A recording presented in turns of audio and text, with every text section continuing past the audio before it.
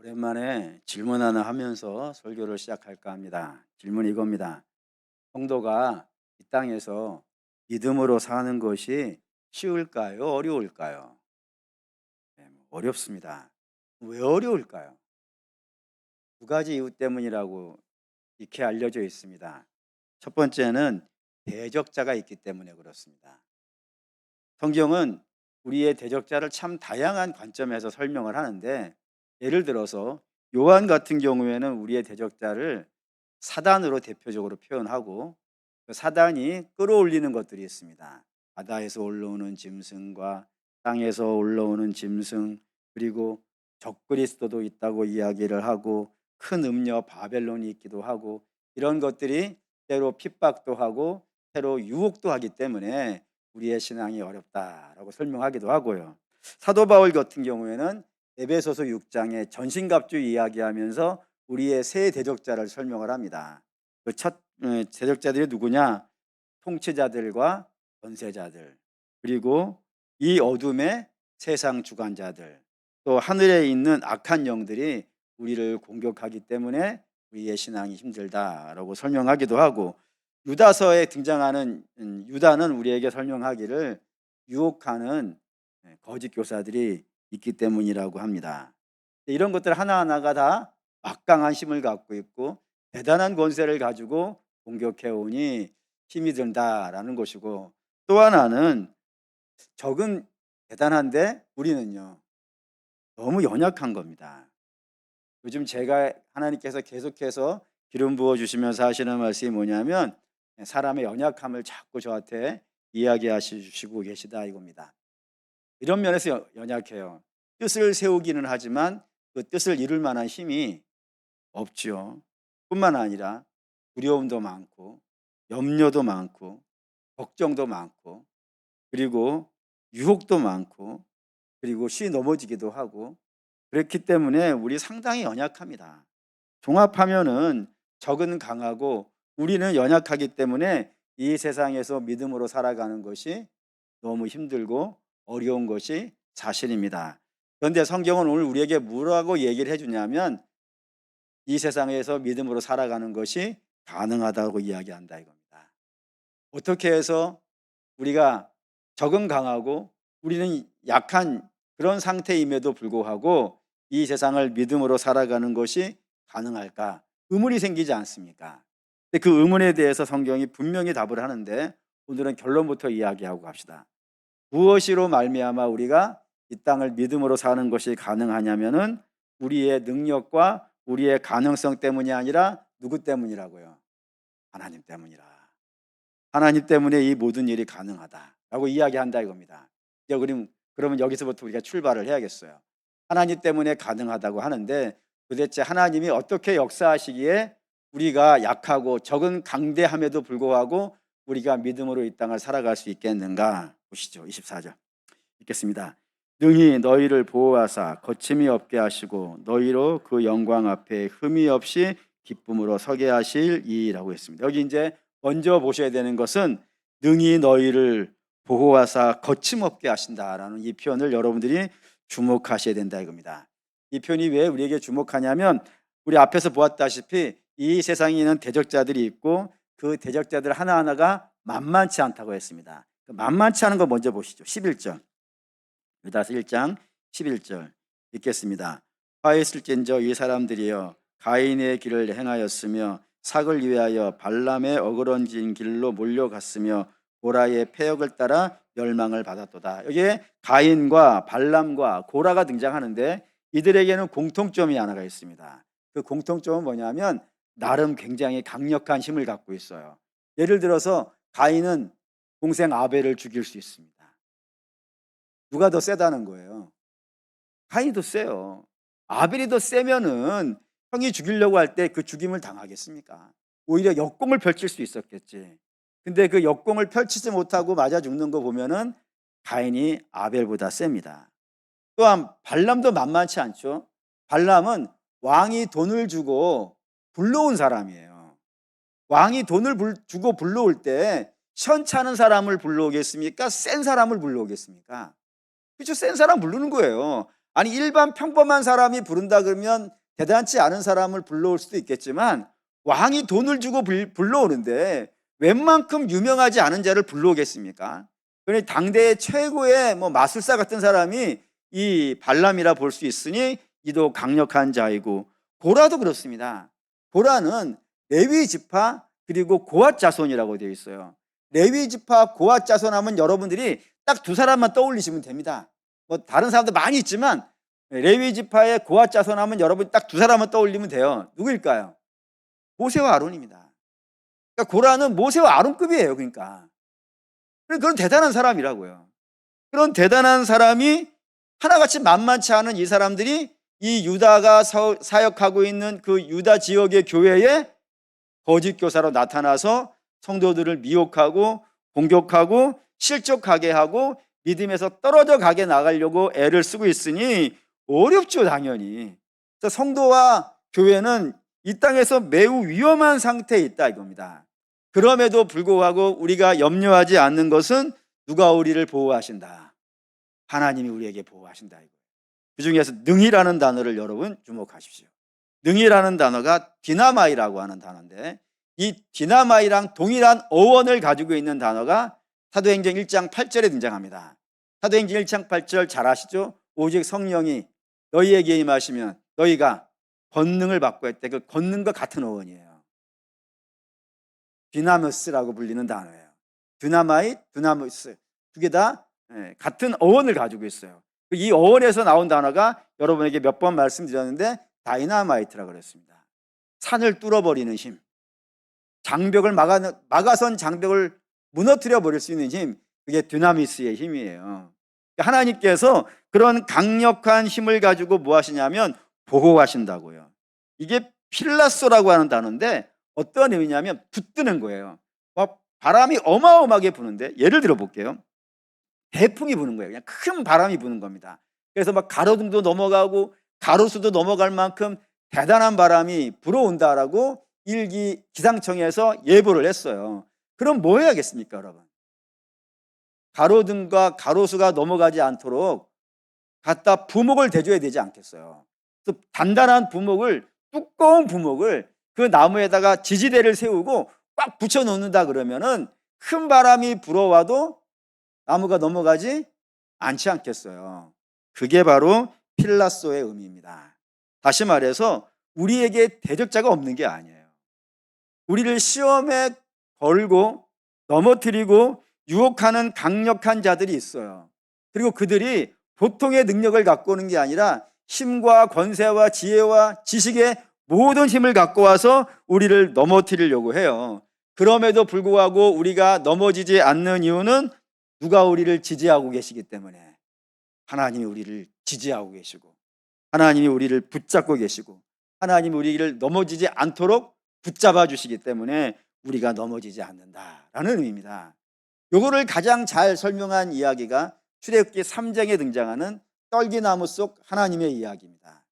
떨기나무, 스네라고 불리는 관상목이고, 이 관상목은 광야 지역에 종종 있는 나무인데, 이 나무가 얼마나 약한 나무인지 이 광야에 내리찢는 직사광선에 의해서 종종, 자주는 아니지만 종종 불타버리는 그런 나무라고 되어져 있어요.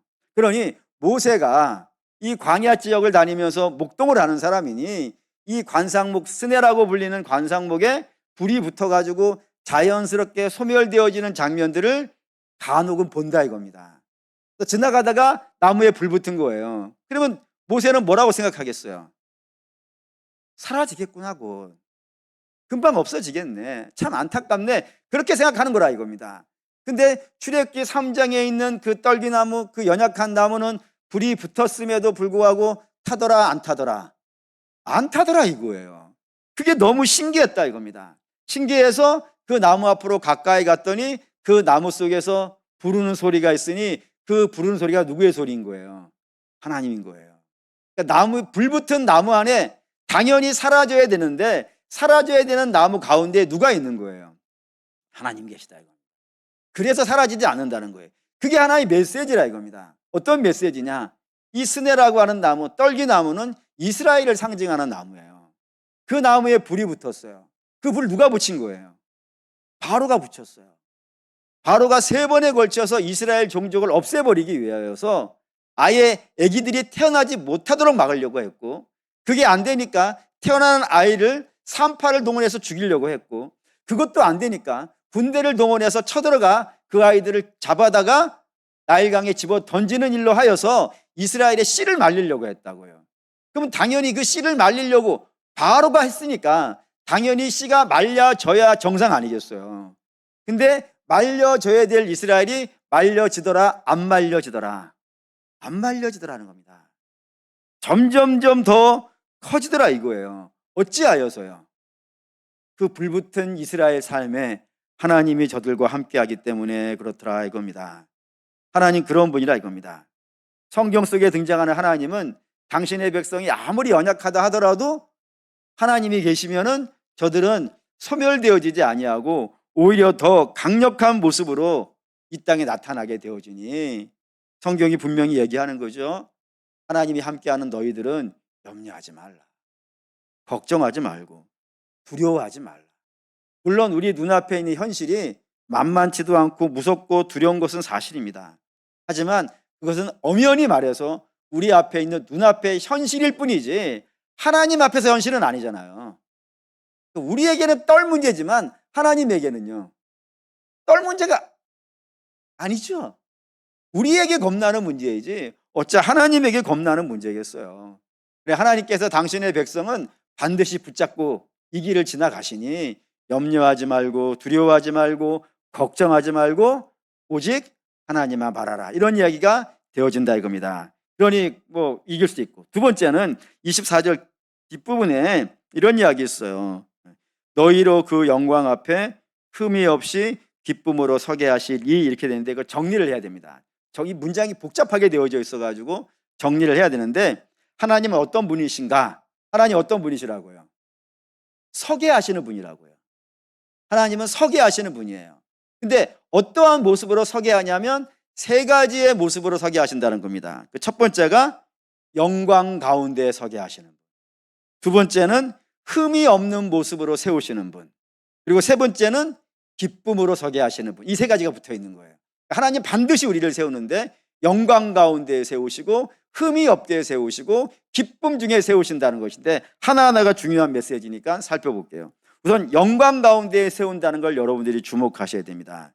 이 영광이라는 단어를 하나님의 존전이라고 이해하셔도 무방합니다. 하나님의 존전, 하나님의 앞이 영광스러운 자리니까 하나님의 그 앞자리에 영광스럽게 세워주신다는 것인데, 여러분 이걸 먼저 생각하셔야 돼요. 하나님의 앞자리에 우리가 설 수 있겠습니까? 없겠습니까? 당연히 없죠. 왜? 죄인이니까. 성경은 죄인이 하나님 앞에 설 수 없다는 걸 정말 다양한 이야기를 한다니까요. 예를 들어서 죄를 지은 아담은 하나님께서 에덴에 임하셨을 때 하나님 앞에 서요, 나무 뒤에 숨어요? 나무 뒤에 숨어요. 하나님 앞에 설 수가 없어요. 또 뿐만 아니라 시내산에 하나님께서 율법을 허락하시기 위해서 임하시던 날 하나님이 그 이스라엘로 하여금 시내산 앞으로 나오지 못하게 하세요. 나오면 어떻게 되니까요? 죽으니까. 이사야가 성전에서 하나님을 섬기는 중에 하나님의 영광이 그 성전에 임하셨어요. 그 장면을 이사야가 봤어요. 보자마자 그가 뭐라 하냐면 화로다, 죄인된 자로서 하나님을 보게 되었으니 망하게 되었다고 한다고요.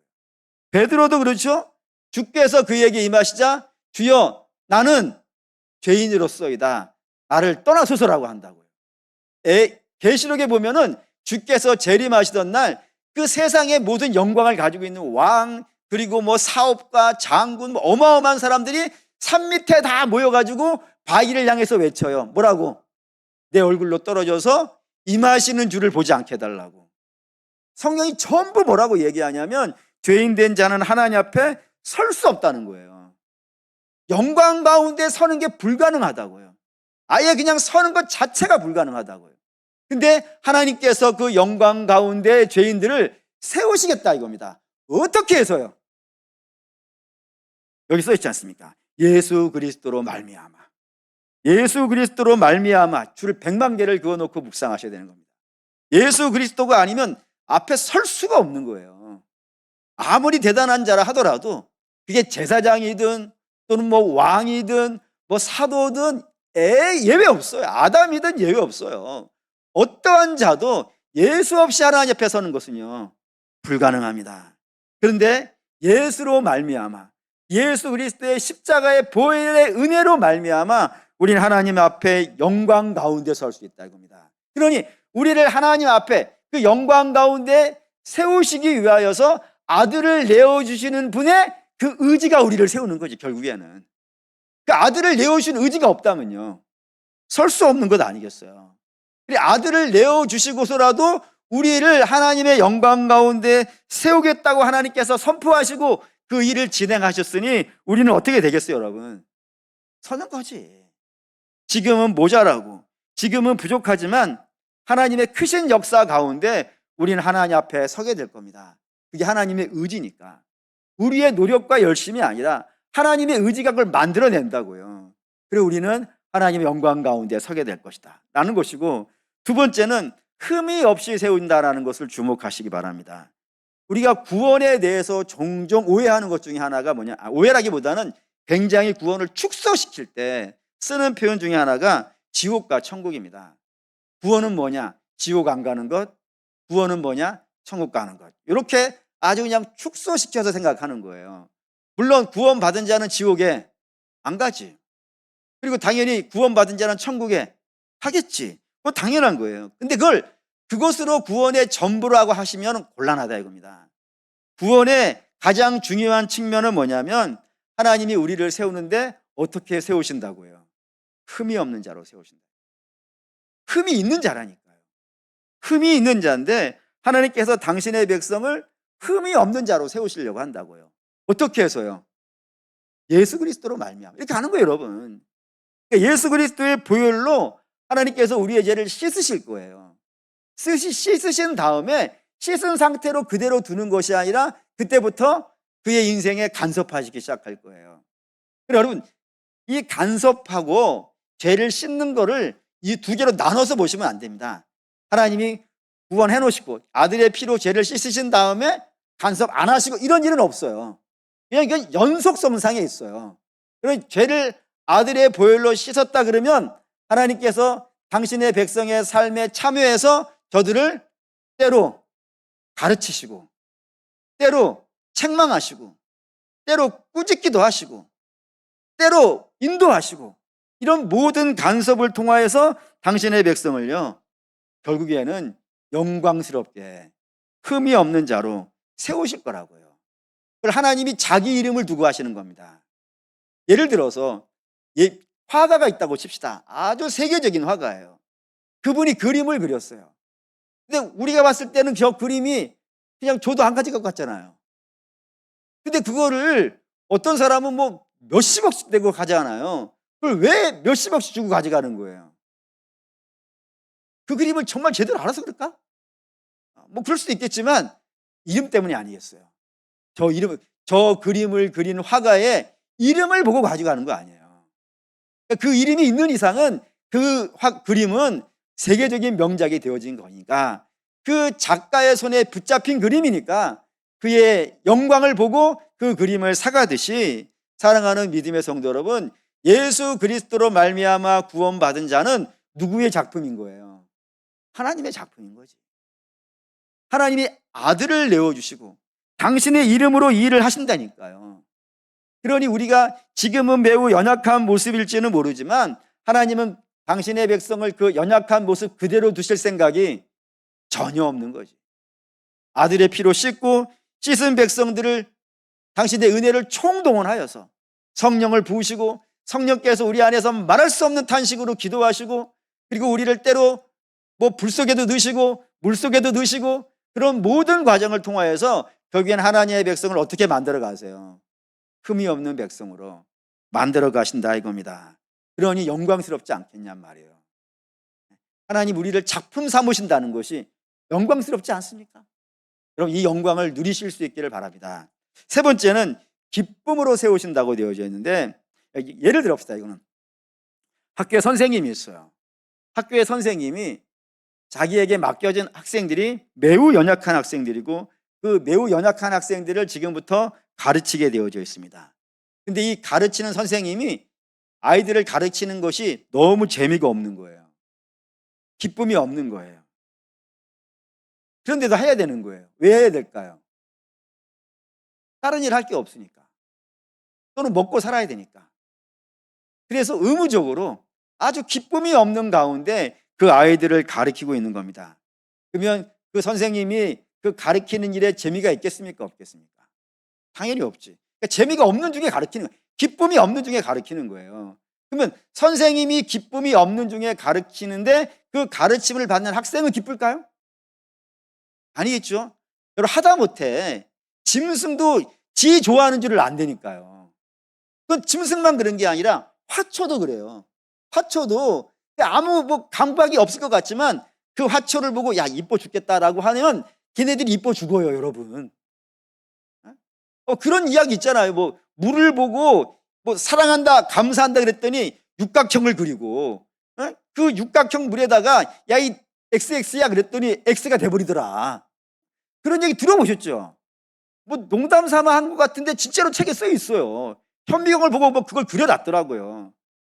하다못해 미물도 자기를 이뻐하는 줄을 알고 자기를 사랑하는 줄을 안다니까요. 그래서 그 기쁨 중에 자라가게 되어지는데 하물며 사람이 안 그러겠어요. 자기 선생님이 자기를 귀하게 여기는지 사랑하는지 모르겠어요.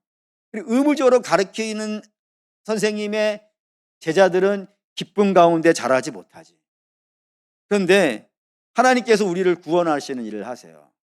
우리를 흠이 없는 자로 세워서 영광 중에 세우시는 그 일을 하시려고 하세요. 근데 그 일을 기쁨 가운데 하실까요? 아니면 억지로 하실까요? 무슨 근거로 우리가 하나님이 기쁨 가운데 일을 하신다고 우리가 주장할 수 있을까요? 어디를 봐서? 우리의 어디를 봐서? 네? 우리의 어디를 봐서 하나님이 기뻐하실까요? 이거 봅시다. 성경 봅시다. 그냥 1장, 창세기 1장.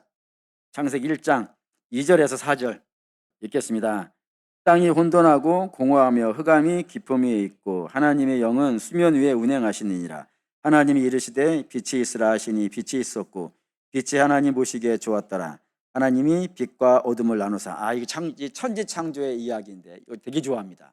제가 되게 좋아하는 이유는 천지 창조의 모습이 마치 구원의 모습하고 비슷해서 그래요. 뭐가 비슷하냐면은 죄인된 자의 모습이 어떠냐면 2절이에요. 땅이 혼돈하고 공허하며 흑암이 깊음이 있어요. 그러니까 이 절망이죠. 완전 절망이죠. 그 절망 가운데 구원의 빛이 들어오는 거예요. 그 구원의 빛이 쫙 들어오는데 그 모습을 보고 하나님이 기뻐하시더라고요. 보시기 좋았더라 그런다고요. 하나님이 우리를 보고 하시는 것이 아니고 하나님이 이 일을 기뻐하신다니까요. 죄악에 빠져있는 자기 백성에게 아들을 내어주시고 구원해 내시는 것을 하나님이 기뻐하신다니까. 그거를요. 다른 걸로 봅시다. 스바냐 3장 17절 읽겠습니다. 너희 하나님 여호와가 너희 가운데 계시니 그는 구원을 베푸실 전능자시라. 그가 너로 말미암아 기쁨을 이기지 못하시며 너를 잠잠히 사랑하시며 너로 말미암아 즐거이 부르며 기뻐하시리로다 했습니다. 아멘입니까? 예. 하나님께서 우리를 구원하시는데 그 구원하시는 일을 기뻐해서 하신다고요. 기뻐한다는 말을 2번이나 붙여놨다고요. 늘 성경의 반복은 강조라고 여러분에게 말씀드렸어요. 하나님은 당신의 아들을 내어주셔서 우리를 구원하시는 그 일을 대단히 기뻐하세요. 이게 누가복음 15장에 가면은 3가지 이야기가 등장해요. 3가지 비유가. 주제는 똑같습니다. 잃어버린 거를 찾는 자의 기쁨이 등장해요. 첫 번째 잃어버린 거 찾는 게 뭐냐면 한 목자가 있는데 그에게 양이 100마리가 있었어요. 그 중에 1마리를 잃어버렸습니다. 그러자 목자가 어떻게 해요? 99마리를 내버려 두고 잃어버린 양 하나를 찾아다닙니다. 그리고 찾은 다음에 뭐예요? 기뻐했다고 되어 있어요. 그리고 10드라크마 이야기도 있죠. 한 아가씨에게, 여자에게 10드라크마가 있었는데 그 중에 하나를 언제 잃어버렸어요? 오밤중에 잃어버렸어요. 어떻게 되겠어요, 여러분? 지금이야 이렇게 막 환한 빛이 있어가지고 찾기 쉽겠지만 옛날이잖아요. 그러니 초를 켜놓고 온 방을 뒤지면서 그 한 드라크마를 찾기 위해서 몸부림을 쳐요. 그리고 그 잃어버린 한 드라크마를 찾았어요. 그러자 뭐예요? 친구를 불러다가 기뻐해요. 뿐만 아니라 가장 유명한 이야기는 그 뒤에 돌아온 탕자 이야기 나와요. 그 아들을 잃었어요. 아무도 안 기뻐해. 심지어는 누구도 안 기뻐해. 그 아들이 돌아온 거에 대해서요. 형도 기뻐하지 않아요. 유일하게 아버지는 기뻐해요. 그러면서 하는 말이 뭐예요? 찾읍시다. 누가복음 15장. 누가복음 15장 32절 읽겠습니다. 이 내 동생은 죽었다가 살아났으며 내가 잃었다가 얻었기로 우리가 즐거워하고 기뻐하는 것이 마땅하다 하니라. 즐거워하고 기뻐한다고요. 그러니까 잃어버린 걸 찾는 것을 하나님은 즐거워하고 기뻐하신다고요. 죄인을 구원하시는 것을 즐거워하고 기뻐하신다고요. 너무너무 이 일을 즐기세요. 그분이 하나님이라고요. 그러면 그렇게 하나님이 구원하시는 일을 기뻐하고 즐거워하시는 가운데 우리가 구원을 받게 되는 겁니다. 그러면 그 구원을 받는 자는 당연히 어떠한 것으로 반응할 수밖에 없겠어요. 아까 억지로 하는 선생님에게서는 기쁨이 안 나온다면서요. 근데 하나님 이 일을 굉장히 즐거워하시고 기뻐하신다면서요. 그러면 당연히 그 구원을 받은 자도 뭘로 반응하겠어요? 기쁨으로 반응해요. 그래서 찬송가 이런 거 등장하잖아요. 찬송가 442장에 우리 서로 받은 그 기쁨을요, 알 사람이 없다고. 또 찬송가 288장에 세상과 나는 간 곳 없고 구속한 주만 보인다고요. 그 기쁨이 느껴지십니까? 하나님이 기쁨 중에 구원의 일을 하시고 그 구원을 받은 자들은 이루 말할 수 없는 큰 기쁨으로 반응하더라 이겁니다. 그러니까 여러분도 마찬가지지 않겠어요? 한번 잘 생각해 보세요. 우리가 처음 구원받았을 때의 그 기쁨, 하나님의 임재를 경험하고 주의 기름 부으심을 경험하며 주가 나를 사랑한다라고 말씀하시던 그날 그 감격과 기쁨을 생각해 보시라고요. 뭐 억만금과 비교되겠습니까? 그럼 말할 수 없는 큰 기쁨이 여기에 있어요. 기쁨 가운데 이 모든 일을 하세요.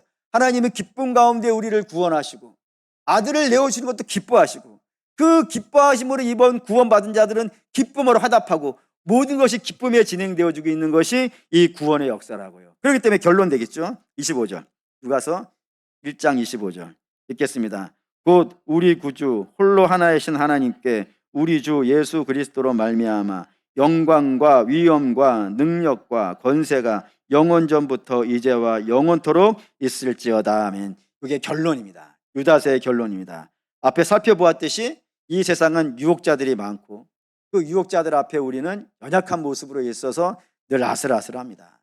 염려되어지고 걱정되어집니다.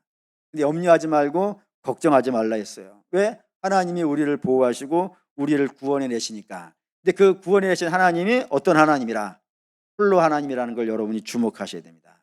이게 무슨 말이냐면은 성부 하나님께서 구원의 계획을 세우시고 그리고 성자 하나님은 이 땅에 오셔서 십자가의 죽으심으로 구원을 이루시고 그리고 성령 하나님은요 우리를 하나님 앞으로 온전히 이끌어 가시는 일을 한다 이겁니다.